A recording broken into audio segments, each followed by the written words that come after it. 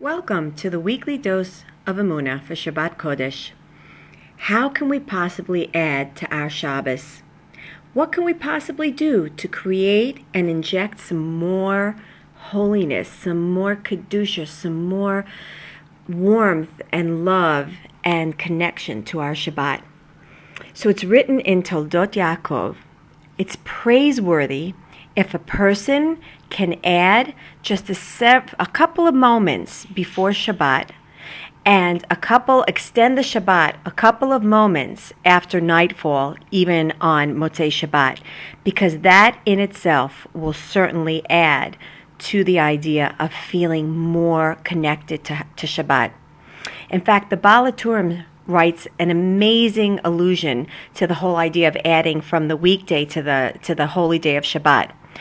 It's written in one verse, Yeh lachem kodesh Shabbat Shabbaton. So the word here of kodesh precedes the word of Shabbat. And yet in another verse it says, Shabbaton Shabbat Kodesh. And here the word of Shabbos precedes the word of Kodesh.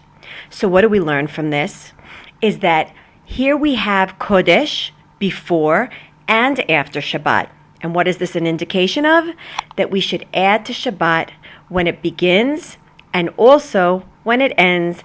And when we do that, we make ourselves holy. Like it says in Parashat Vayikra, you shall be holy, for holy am I, Hashem, your God. So it is so vital for us to really do whatever we possibly can to add into that holiness, into the Kedusha of Shabbat.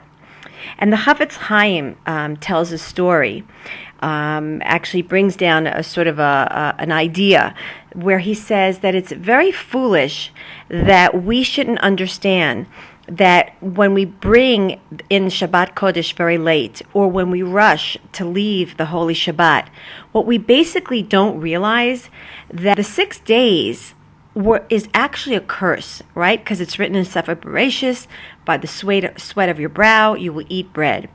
And it's only on Shabbat itself that we free ourselves of that curse, because Hashem himself blessed and sanctified that day. So when we extend the Shabbat, when we linger and we extend the Shabbat, we actually are stopping ourselves from entering into the curse of the 6 weekdays.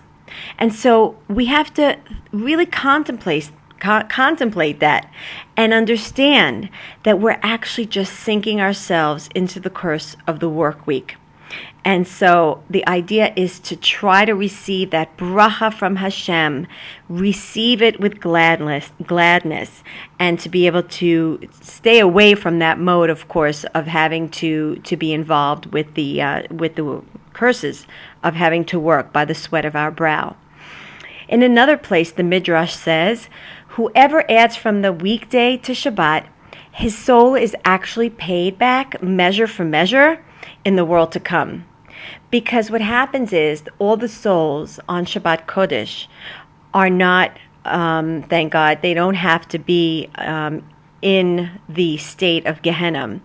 And so measure for measure, just like we're extending our Shabbat here in this world, the Midrash says that so too the soul of that person who added onto his Shabbat will also not have to, God forbid, stay in Gehenna, in that state of Gehenna for a long period of time, because he's actually helped the other souls to not have to be there in the state of Gehenna as well, by extending his Shabbat.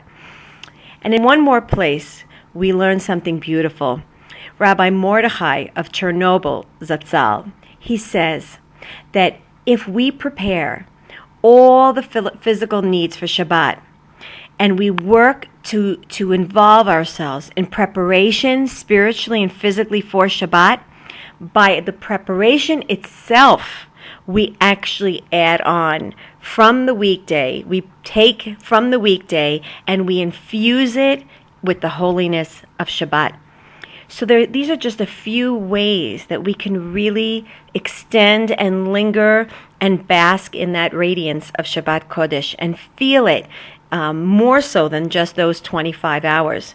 Bezrat Hashem will make a concerted effort to really do the best that we can, to feel Shabbat, to infuse Shabbat, even into our regular mundane work week, and by that, feel closer and more of a tighter connection to Hashem Yitbarach. Have a great Shabbat.